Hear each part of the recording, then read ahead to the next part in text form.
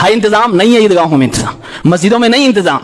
ये औरतें कल क़यामत के दिन अल्लाह की बारगाह में अगर शिकायत कर दी, अल्लाह इन जालिमों ने हमें अल्लाह और उसके रसूल की तालीमात को सुनने से महरूम कर रखा था। हम अगर बिदअत में हैं, हम अगर शिरकियात में डूबी हुई हैं, अगर हम जाहिल हैं, मेरी गलती नहीं, मेरे घर के मर्दों की गलती है, मेरे कौम के सरबराहों की गलती है। इन्होंने मस्जिदों को संगे मरमर का तो बनाया, इन्होंने मस्जिदों में खूबसूरत कालीनें तो बिछाई, इन्होंने मस्जिदों में महंगे महंगे लाउड स्पीकर तो लगाए, इन्होंने मस्जिदों में आला से आला क्वालिटी के इमाम मुअज्जिनीन सब कुछ लाए, लेकिन सब कुछ अपने लिए किया है, हमारे लिए कुछ नहीं किया है। हमारे लिए दरवाजों को बंद कर दिया, हमारे लिए फतवे दे रखे हैं। कल क़यामत के दिन रब्बे काबा की कसम है, अपने घर की औरतों की इस सवाल से, इस शिकायत से अपने आप को नहीं बचा सकते हो।